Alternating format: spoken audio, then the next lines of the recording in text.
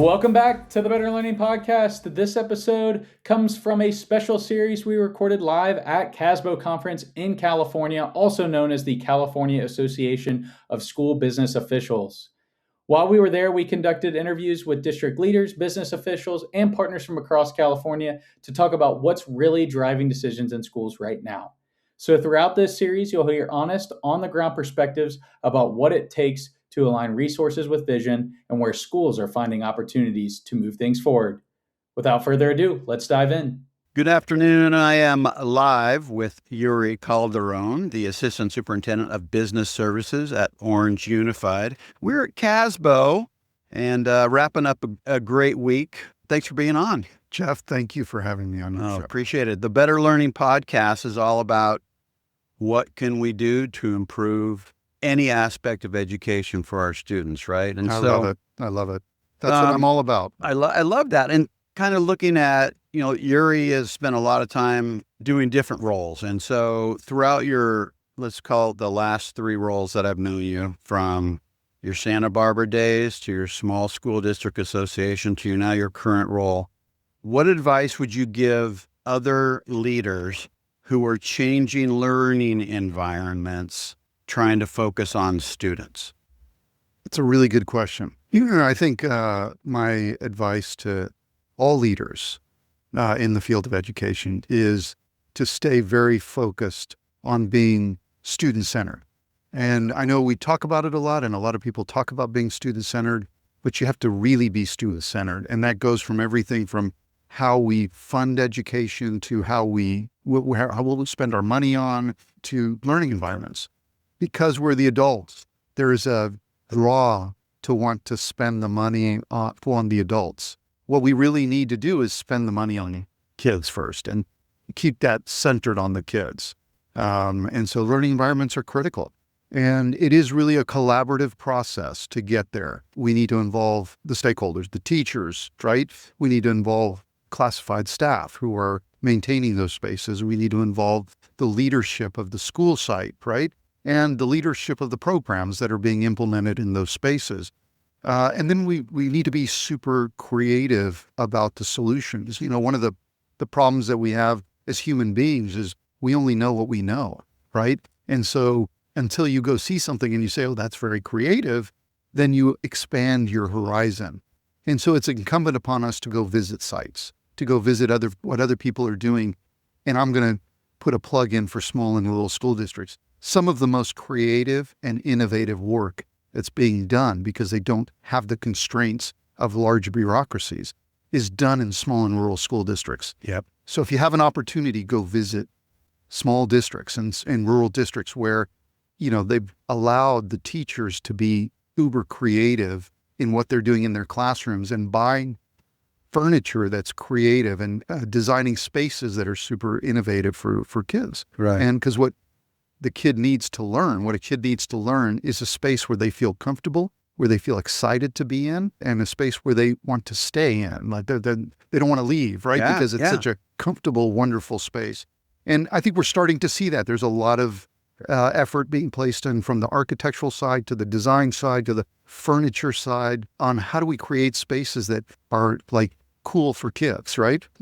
And like you and I are sitting in a nook space that is really cool. Like a kid might be excited to sit in a little space that is set aside for learning. Yes, exactly. It's interesting you bring up some of our small rural school districts. So, it's funny because when we learn from others, we can iterate it to make it even better for students, right? And so a lot of people, they're copying what they're doing. And if you kind of step back and think about, I just want to reflect and then iterate, right? So what do you tell the school leader or the business leader that wants to keep for themselves in education? You're in the wrong business. Yeah. In education, we're all about sharing and improving. And anybody who is in education who says, I don't want to share or wants to keep something proprietary misunderstands what their role is in the field. We are known in education to want to replicate. I say replicate because it's not copying, it's replicating and iterating and making it better. And then sharing back with those folks that we replicated something and said, hey, we replicated this, but we kind of tweaked it and did this. And you share that back, and then maybe they adopt some of that and make it even better, right? It's kind of an iterative process. Yep. I'd like to get two perspectives. So from your small rural days to Orange, quite a bit bigger, when you walk into a school building, new, old, doesn't matter, how can you tell whether it's thriving? And like, what are maybe a couple key indicators you're looking for? That's a really tough question. I've seen space. I think thriving is where you see kids uber engaged in just whatever they're doing, whether it's instruction, whether it's in playtime, whether it's in mealtime, right? They're engaged. They are enjoying their presence there. I've been to facilities that are, 20, 100 years old that are in bad shape, but the kids are engaged. You can see. And I think some of the signs you look for are the kids' art on the walls, right? If you see a lot of what the kids are doing displayed throughout the campus, not just in the classrooms, you see that there's a lot of thriving activity because they're celebrating the accomplishments of their kids, right? And so it doesn't have to be a beautiful brand new building. It has to do with the art and the expression of the students that are in that site, right? Yeah. So as a school leader, looking at it from the business service side, how do you encompass budgetary responsibilities, but also trying to put students at the forefront? Where do you find that balance? I think what I do every day that I walk in is I try my best to take off the business hat. Okay. I don't want to be known as the business leader in the school. I want to be known as the education leader in the school. And to do that, I just take off the accounting and the fiscal and all that and say, I have to understand that my job is to align all the resources in the organization to serve kids. And if we're doing that right, then we're pushing as much resources to that classroom and to that child's seat, where that child is sitting, wherever it is, in a classroom or in a library, and I want to see every single resource going as far down the organization as possible. And so that, and when I get requests, it isn't about, well, we don't have the money. It's about, where am I going to pull the money to be able to fulfill that so that that particular child is getting whatever they're requesting, right? That's whatever awesome. The leaders are requesting. Exactly. So let's kind of frame that leadership into the role of community with partnership. So architects, facilities, vendors, all of those partnerships, that yet how do you build that into the actual community? That's a tough one, because we always have to keep in mind that a lot of the people that come to us that want to provide services are there to make money. And that's not a bad thing.